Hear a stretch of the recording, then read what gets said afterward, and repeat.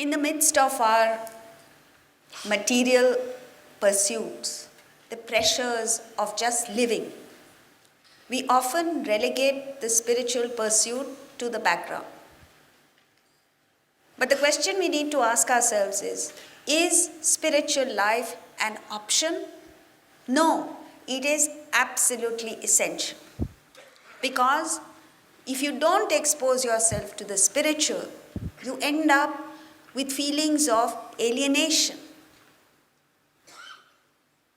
And this feeling of alienation leads to deprivation. And then you feel frustrated and you're out to attack anyone and everyone. This was the case of Duryodhana. Duryodhana felt alienated. Mind you, all these feelings are imaginary. They are not for real. The truth is that Duryodhana was more than well looked after. In fact, Yudhishthir and Arjuna and all the Pandavas went out of their way to protect Duryodhana from his own negativities. But he didn't see that. And therefore, it led to this war. Now, this war can be between two nations, as we have had with Pakistan, with several instances in the world where two countries are at war with each other. That is bad enough. It devastates both the countries. But at least you can say you are fighting for your country's honor. And there is some rationale for it. Then there is what we call a civil war, where you are fighting your own people, unfortunately. Just yesterday in the papers it came where, Assam or some place like that, the army general has made a statement that we are not fighting our own people. We are not fighting these people. They are our own people. And when you consider them as your own, your approach is different. It's more compassionate. Then there is war between siblings, between two brothers, and that is devastating. Because a person that you should be loving, that you do love, that you loved at one time, now you are fighting.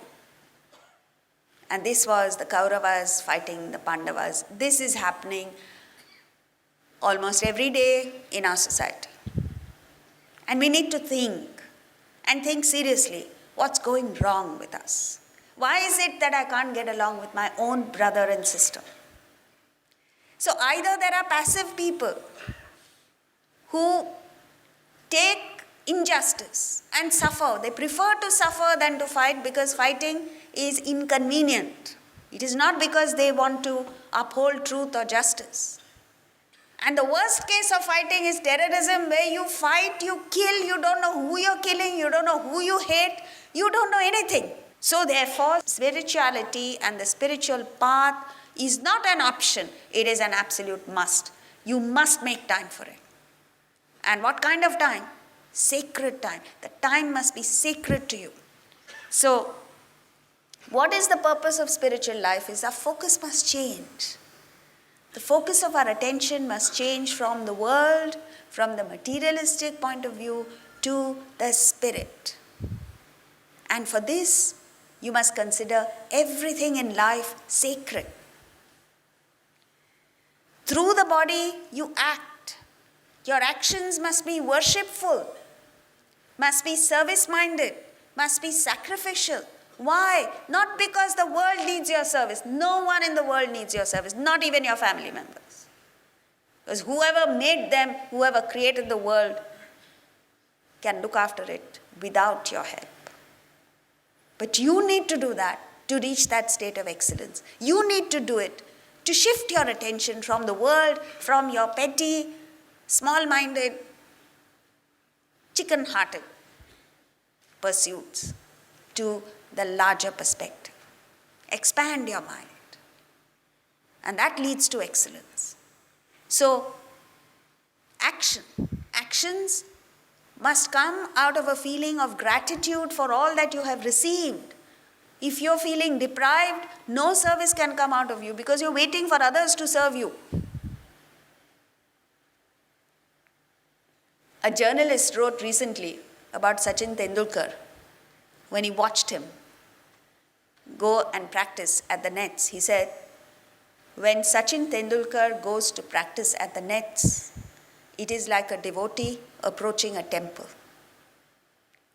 And it is only because he has this attitude, worshipful attitude, that he has achieved the records, broken the records that he has, achieved the levels that he has achieved. When a homemaker cooks a meal, the attitude should not be, oh God, why do I have to cook? It should be with a worshipful attitude. Who are you cooking for? Not the family members, you're cooking for God.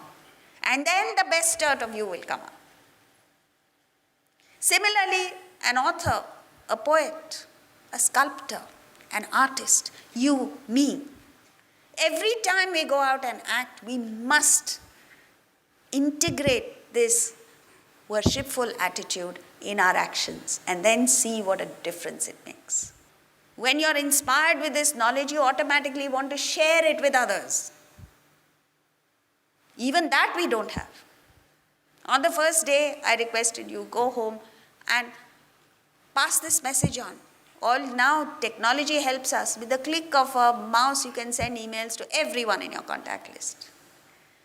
From your mobile phone, you can send an SMS to everyone in your contact list. Just say, I have benefited from this. Why don't you come and join? Join me. Even that you're unwilling to do. Then how can we improve when you don't stretch to accommodate anybody else, anything else? So service-mindedness. From the time you wake up in the morning till the time you go to sleep, from the time you're born till the time you drop dead, the first and last thought in your mind should be, of what service can I be to you? Why? Because you jolly well owe it. You owe it to people around you. You owe it to your family members, to society, to this wonderful country that we have the good fortune of being citizens of, to nature, to God. And when you're inspired with this, the best in you comes out. This is service. Verse 19.